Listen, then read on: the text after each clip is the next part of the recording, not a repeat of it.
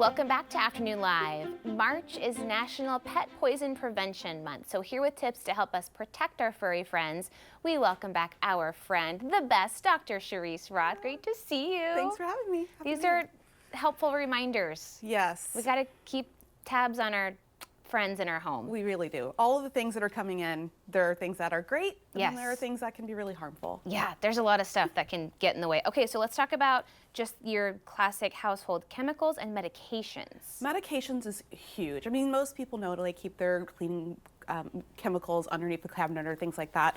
It's really the medications. This includes your pet's own medication. Right. I cannot tell you how many times I've seen pets be poisoned by their own either housemates' medications or their pet family's medications.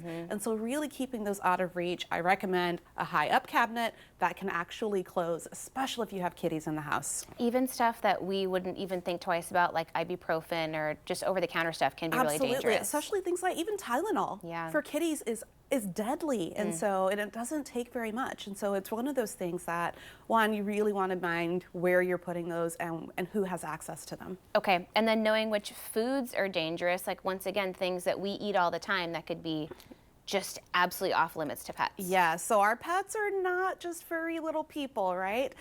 So yes, things like grapes, raisins, definitely the birch sugar, all of those sorts of things are highly toxic, and sometimes you may not even see signs until it's too late. Right. And so keeping it out of reach and really knowing things like macadamia nuts, knowing what is toxic to the critters that you have in your household is absolutely key, and then being really protective of when those things are in the house.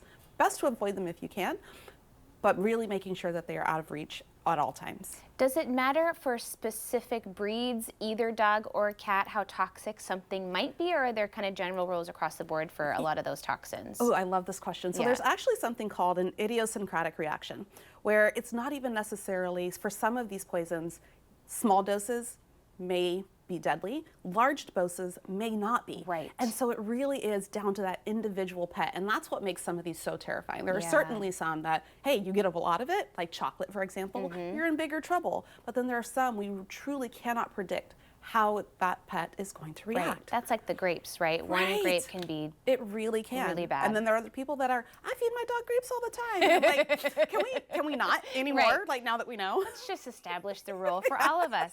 Okay, plants. A lot of people don't think about pet safety with our plants. I will tell you, kitties get the hard end of this. It's true, right? It's, I mean, lilies, and it is every single part of the plant, even the pollen. So getting the pollen on the face, licking it, it is toxic, it is an emergency. And so I highly recommend get fake flowers. First of all, you don't have to take care of them. Huge fan of that. Totally.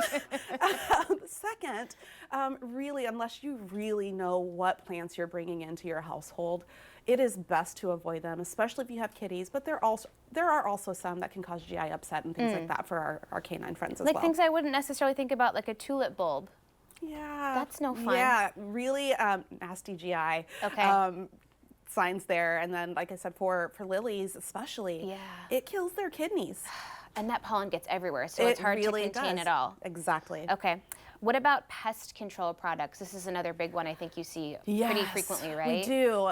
A lot of these are made to taste good to the rodents that you're trying to get rid of. And so this is actually something that is quite deadly. Some of them cause uncontrolled bleeding internally. Some of them cause neurologic signs that we may not be able to reverse. Really the hallmark here is looking for that bright blue vomit and really paying really close attention to those things. It is best to work with a pest professional so that they know what critters you have on your property and in your house, so they know what chemicals they should and should not be using. Yeah, there are options and less toxic things you can choose. Okay, and then just a good reminder to always have that poison control number on hand for pets. On speed dial, yes. Let me tell you. Because even if you take them to the emergency room, we still need to be able to talk to those toxicologists because there are so many different types of toxins and so many things that we may be able to do in the short term. Hopping on the phone, talking with them, sometimes there's a hold, and so getting on the line with them as soon as you possibly can. Yeah. Time is of the essence. You certainly don't want to wait until there are signs or symptoms of an intoxication, but really it's that aspect of, we work really closely with ASPCA's Pet Poison Control Line to know what the right thing to do at the right time based on the level of poisons. So first pick up the phone before you even maybe go to the emergency vet? Absolutely, because it may save you a trip. They may tell you there's nothing, no worries. True. But if there is something, they may be able to say, hey, actually this is something that it's safe to have your pet vomit up. Or, hey, please don't, like for things like bleach, please don't make them vomit it up because you're going to make things worse. Which is one more good reminder, never induce vomiting unless you're specifically instructed to. Yes, because it's not benign. Right. It is tricky. Pets can inhale the hydrogen peroxide. It can get into their lungs, cause a whole lot of problems. And sometimes it is the opposite thing that we want you to do. Right. Some things that are really corrosive, it's taking a whole other trip back up the esophagus, and we don't want that. No fun. And so really being sure that you have a professional on the line walking you through what the right thing is to do based on what type of toxin it is and what type of pet you have. Perfect. And they are standing by to help, so we will figure out the best path forward. Absolutely. Such great reminders. Thank you so much, my friend. Always nice to see you. Too. Okay, we're going to have more information on our website at katu.com. We'll be right back with more Afternoon Live right after this.